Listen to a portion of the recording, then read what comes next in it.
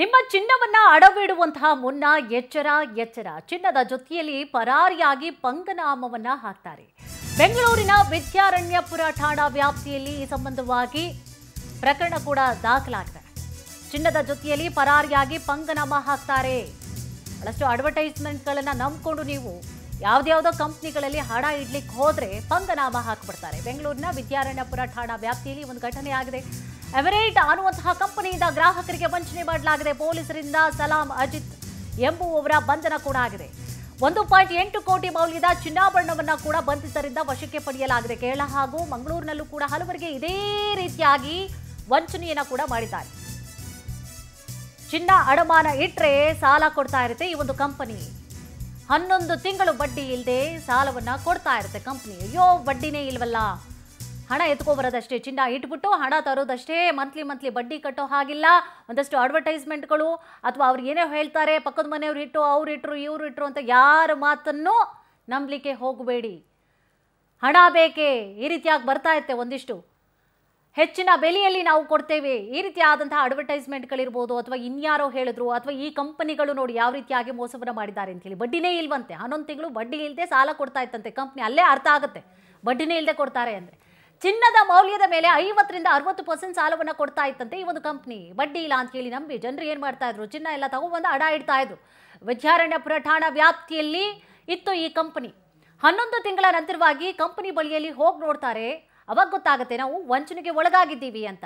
CCB ಪೊಲೀಸರಿಗೆ ದೂರನ್ನ ಕೂಡ ಕೊಡ್ತಾರೆ ನೊಂದವರು. 1 kg 450 ಗ್ರಾಂ ಚಿನ್ನಾಭರಣ, 5 kg ಬೆಳ್ಳಿಯನ್ನ ವಶಕ್ಕೆ ಈಗಾಗಲೇ ಪೊಲೀಸರು ಪಡೆದುಕೊಂಡಿದ್ದಾರೆ. ಇದೇ ವಿಚಾರಕ್ಕೆ ಸಂಬಂಧಪಟ್ಟ ಹಾಗೆ ಹೆಚ್ಚಿನ ಮಾಹಿತಿಯನ್ನು ಕೂಡ ನೀಡ್ತಾ ಹೋಗ್ತಾರೆ ನಮ್ಮ ಪ್ರತಿನಿಧಿ ವೆಂಕಟೇಶ್. ವೆಂಕಟೇಶ್, ಎಮಿರೇಟ್ ಕಂಪನಿ ವಿಚಾರಕ್ಕೆ ಸಂಬಂಧಪಟ್ಟ ಹಾಗೆ ಏನಿದೆ ಕಂಪ್ಲೀಟ್ ಆದಂತಹ ಮಾಹಿತಿ, ಜೊತೆಗೆ ಈಗಾಗಲೇ ಯಾರು ಇದ್ದಾರೆ ಈ ಸಂಬಂಧವಾಗಿ ಪ್ರಕರಣ ಸಂಬಂಧವಾಗಿ ಆರೋಪಿಗಳನ್ನ ಕೂಡ ಅರೆಸ್ಟ್ ಮಾಡಲಾಗಿದೆಯಾ? ವಿಚಾರ ಹೇಗೆ ಗೊತ್ತಾಯಿತು, ಏನಿದೆ ಕಂಪ್ಲೀಟ್ ಮಾಹಿತಿ? ಕುಸುಮ, ವಿದ್ಯಾರಣ್ಯಪುರ ಪೊಲೀಸ್ ಠಾಣಾ ವ್ಯಾಪ್ತಿಯಲ್ಲಿ ಒಂದು ನಕಲಿ ಕಂಪನಿ ಹೆಸರಿನಲ್ಲಿ ಒಂದು ಓಪನ್ ಮಾಡ್ತಾರೆ. ಅದರಲ್ಲಿ ವಿಶೇಷತೆ ಏನಂತ ಹೇಳಿದ್ರೆ, ಗ್ರಾಹಕರು ಎಲ್ಲವನ್ನು ತೆಗೆದುಕೊಂಡು ಬಂದು ಚಿನ್ನಗಳನ್ನ ಅಡವಿಡಬಹುದು. ಆ ಅಡವಿಟ್ಟಂತ ಚಿನ್ನಕ್ಕೆ ಯಾವುದೇ ಬಡ್ಡಿಯನ್ನ ಕಟ್ಟೋ ಹಾಗಿಲ್ಲ. 11 ತಿಂಗಳ ಕಾಲ ನೀವೇನ್ ಚಿನ್ನವನ್ನ ಇಟ್ಟಿರ್ತೀರಾ, ಹಣ ಪಡೆದುಕೊಂಡಿರ್ತೀರಿ, ಆ ಹಣವನ್ನ ವಾಪಸ್ ಕೊಟ್ಟು ನಿಮ್ಮ ಚಿನ್ನವನ್ನು ವಾಪಸ್ ತೆಗೆದುಕೊಂಡು ಹೋಗ್ಬೋದು ಅನ್ನುವಂತ ಒಂದು ಮಾಹಿತಿಯನ್ನ ಕೊಡ್ತಾರೆ. ಒಂದು ಅಡ್ವರ್ಟೈಸ್ಮೆಂಟ್ ಗಳನ್ನ ಕೊಡ್ತಾರೆ. ಇದೇ ರೀತಿಯಾಗಿ ಇದನ್ನ ನಂಬ್ತಾರೆ ಸಾಕಷ್ಟು ಜನ ಇರಬಹುದು. ನಾವು ಬೇರೆ ಕಡೆ ಯಾವ್ದು ಖಾಸಗಿ ಒಂದು ಕಂಪನಿಗಳಲ್ಲಿ, ಅಂದ್ರೆ ಈ ಬ್ಯಾಂಕ್ಗಳಲ್ಲಿ ಆಗಿರಬಹುದು, ಖಾಸಗಿ ಕಂಪನಿಗಳಲ್ಲಾಗಿರ್ಬೋದು, ಒಡವೆಗಳನ್ನ ಇಟ್ಟಂತ ವೇಳೆಯಲ್ಲಿ 1%, 50 ಪೈಸೆ, 1.5 ರೂಪಾಯಿ ಈ ರೀತಿಯಾಗಿ ಬಡ್ಡಿ ಇರುತ್ತೆ. ಸೊ ಅದಕ್ಕೆ ತಿಂಗಳಿಗೆ ಇಷ್ಟು ಬಡ್ಡಿಯನ್ನ ಕಟ್ಟಬೇಕು. ಸೊ ಈಗ ಯಾವ್ದು ಇಲ್ವಲ್ಲ ಅಂತ ಹೇಳಿ ಕೂಡ ಜನ ಅನುಕೂಲ ಆಗ್ಬೋದು ಅನ್ನುವಂತ ರೀತಿಯಲ್ಲಿ ಚಿನ್ನ, ಬೆಳ್ಳಿ ಸೇರಿದಂತೆ ಒಡವೆಗಳನ್ನ ತೆಗೆದುಕೊಂಡಾಗ ಅಡ ಇಡುವಂತ ಕೆಲಸವನ್ನ ಮಾಡ್ತಾರೆ. ಎಕ್ಸಾಂಪಲ್ 1 ಲಕ್ಷ ರೂಪಾಯಿ ಒಡವೆ ಇದ್ರೆ ಅದಕ್ಕೆ ಅವರು ಕೊಡ್ತಾ ಇದ್ದಿದ್ದು ರಿಟರ್ನ್ ಅಂತ ಹೇಳಿದ್ರೆ 50,000 ಅಥವಾ 60,000 ರೂಪಾಯಿ ಅಂತ ಹೇಳಿ ಕೊಡ್ತಾ ಇದ್ರು. 60 ಮತ್ತೆ 50,000ಕ್ಕೆ ಯಾವುದೇ ಬಡ್ಡಿ ಇರ್ತಾ ಇದ್ದಿಲ್ಲ ಅಂತ ಹೇಳಿ.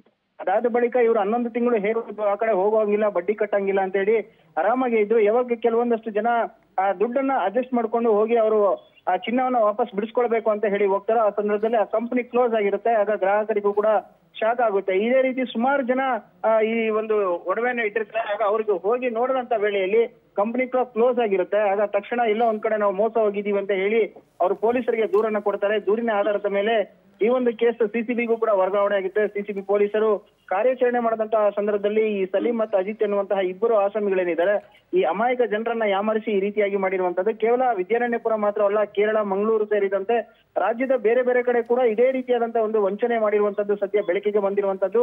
ಈಗ ಆರೋಪಿಗಳನ್ನ ವಶಕ್ಕೆ ಪಡೆದಿದ್ದಾರೆ. ಅಂದ್ರೆ ಈ ಚಿನ್ನವನ್ನ ಇವರು ಪಡೆದು ಮತ್ತೆ ಎಲ್ಲಿ ಅಡಮಾನ ಇಟ್ಟಿದ್ದಾರೆ, ಮತ್ತೆ ಯಾರಿಗೆ ಮೋಸ ಮಾಡಿದ್ದಾರೆ ಅನ್ನುವಂಥದ್ದನ್ನು ಕೂಡ ಈಗ ತನಿಖೆ ಮಾಡಬೇಕು. ಸದ್ಯ 1 kgಗೂ ಅಧಿಕವಾದಂತ ಚಿನ್ನವನ್ನ ರಿಕವರಿ ಮಾಡಿದ್ದಾರೆ.